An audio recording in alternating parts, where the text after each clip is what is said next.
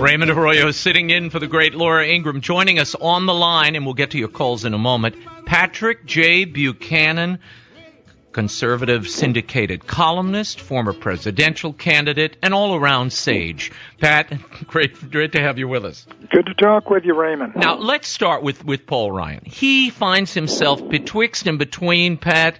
He endorses Trump, but at every turn he seems to come out almost like a pundit and say, well, I disagree with this Muslim ban. Well, I disagree with this. In fact, we'll talk a little later. He rolled out this plan yesterday to basically pull power away from the presidency and back to the Congress. This doesn't sound like somebody who's totally on board with the presidential nominee of the party. He's making Hamlet look like George Patton. Well, there's no question about it. When you say he's not on board, he is ambivalent. He is, as they say, conflicted. There's no question about it. He's getting it from both sides. First, he's the leader of the party, and a lot of his people said, look, Trump's the nominee. He got 13 million votes, an all-time record. He won. We have to endorse him and back him. At the same time, he's getting heat from the media and others and his Beltway friends, saying you have to stand up and repudiate him. And many of those Beltway friends really have Ryan's interests less at heart than they do defeating Donald Trump. Mm-hmm.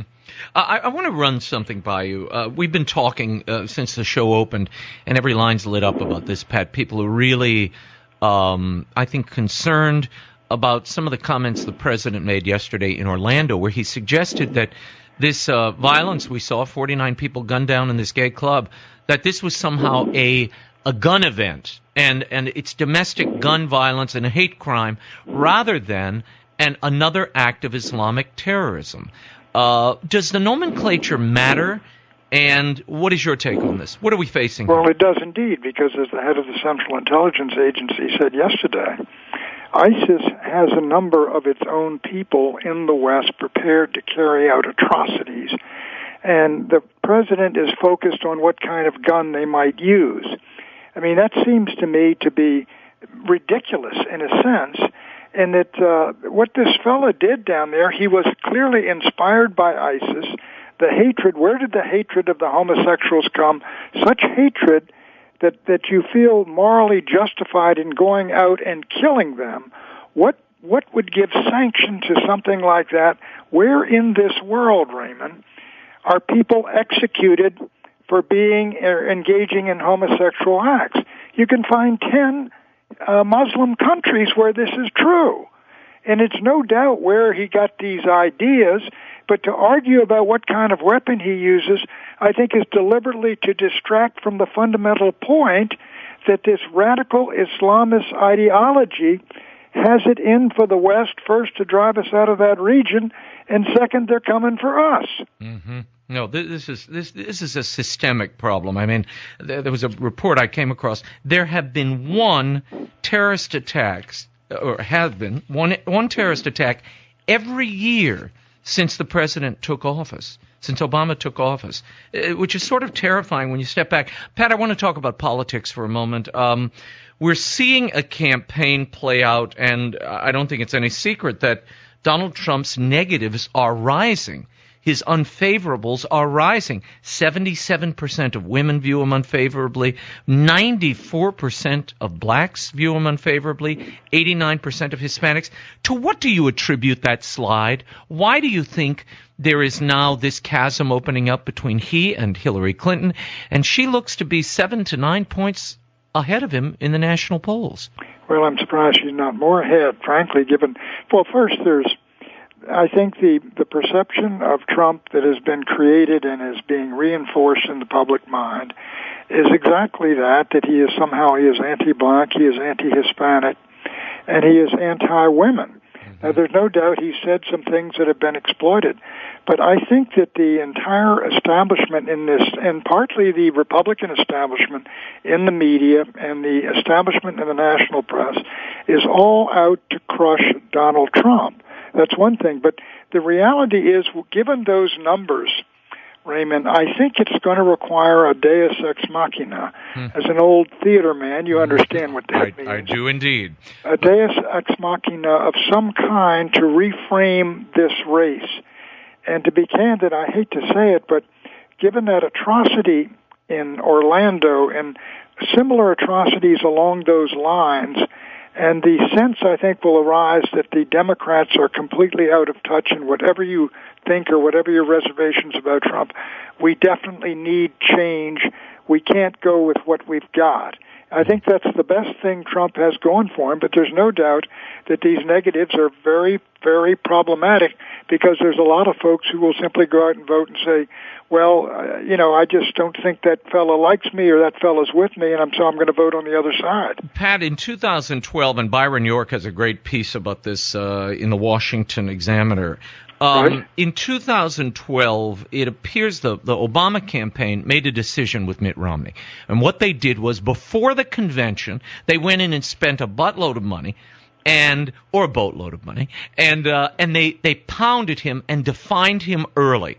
It seems the Clinton campaign is attempting to do the same thing with Donald Trump, where they define him early, put him in a hole that he can't get out of, and then he spends the whole campaign basically trying to dig out. Is that effective? Is that what's happening? And can Trump get around it somehow? I think it's a very effective strategy to really create in the minds of the public a candidate who is unacceptable, that people cannot vote for, so that no matter what happens in the fall, he can't turn it around. That's the effort. Now, I was it was 1988. Dukakis came out of Atlanta 17 points ahead of Bush 1. And, however, by Labor Day, after Lee Atwater, they put all this material out on the American flag and on the releasing criminals who committed rapes and robberies after they were let go on weekend passes. All of those issues, they were used at the convention, at the Bush convention. And by Labor Day, Dukakis was 8 points down, and that's exactly where he wound up. What this suggests is that, as I mentioned, a deus ex machina can turn things around, some event abroad or at home, and at the same time, there's an opportunity of the convention to basically reintroduce yourself to the American people. But there's no question exactly what you described, and it's a smart thing to do. Just make someone so intolerable that even if your person is not unattractive, they win. Well, yeah, Pat, I mean, you've also been on the receiving end of this establishment, in your prior political history. You know what this is like. Can a nominee break out when there doesn't seem to be any unity within the fold? There are reports today of souring relations between the Trump camp and the RNC. He's not taking any direction from them. He won't restrain comments. There's no staff in place.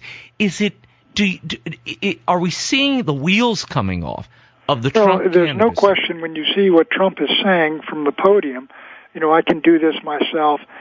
That to me, the way I read that is a sense of exasperation and a sense of clash behind the scenes between the Republican establishment and the leaders.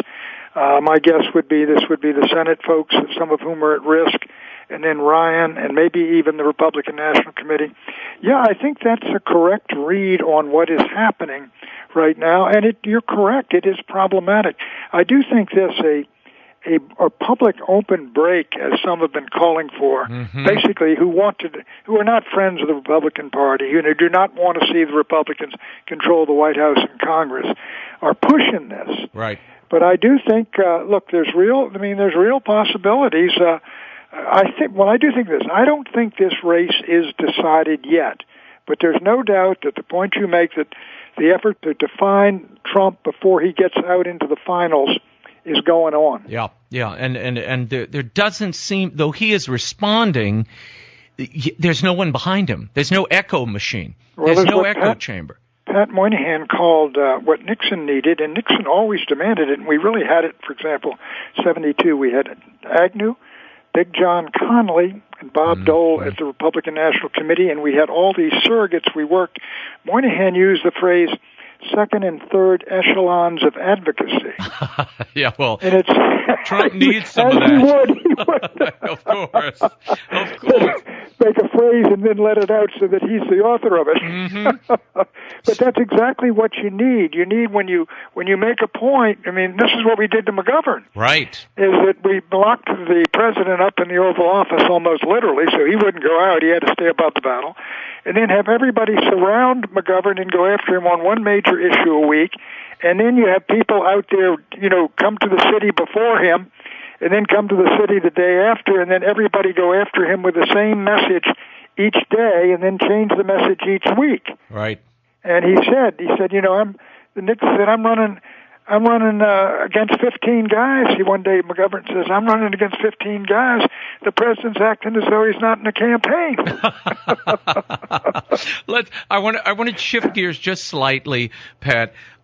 This is Charles Krauthammer from last night. This is his prescription on what's happening now and what ails Trump. Well, you called it a slow motion divorce. Remember, it was a shotgun wedding. It was sort of forced circumstances, and they've been in counseling ever since. I think what's happened is that people had this aspiration, this hope, this wish that somehow Trump would turn in terms of his temperament, statements, he'd become, as he says, presidential and boring. And of course that was never going to happen. In the last couple of weeks, he's been unpresidential squared. Your reaction, Pat? Was this a forced wedding? He won the nomination. Exactly. If what they're saying, I would not use that exact metaphor.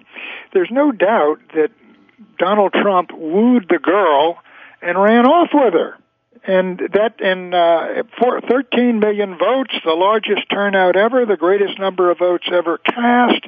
He went out there against, with everyone sort of hostile, and the neocon media and much of the conservative media hostile, and he won the nomination clearly. Now, there's no doubt, I would use a different metaphor. I would say that the father of the family never liked him. And the father is trying to break up the marriage. That's a much better analogy, Pat. And the father is ticked. And where do you think this goes, Pat? I mean, it doesn't appear that Trump is willing to modulate. He said repeatedly, I'm going to be who I've been. I'm going to continue this. At the same time, there's right now it does look like there's between in the family, if you will, to continue the elaborate metaphor. Yeah, that Trump is going to get the nomination, and there's a real sense that the father of the family is going to write off the marriage. Right. And so, that is not a good thing. I think what you want is, everybody firing on all 8 cylinders, at least on their message, anti-Hillary, anti-the Democrats, throw them out, what the responsibility for the various things that have happened that the country doesn't want, and the country does want change. Mm-hmm. But that's going to take some doing on the part of both sides. Would not urge for a second Trump to give up what I think are his winning issues. The border security and fair trade deals and no more involvement in wars that are none of our business, and focus on ISIS and Al Qaeda rather than some other wars some other neocons have in mind. Mm-hmm. Pat Buchanan, always insightful. Thanks so much for being here. Okay, we will be in touch, my friend. Happy Father's Day. Have a great weekend. Okay, take it easy. Thank you. Bye-bye.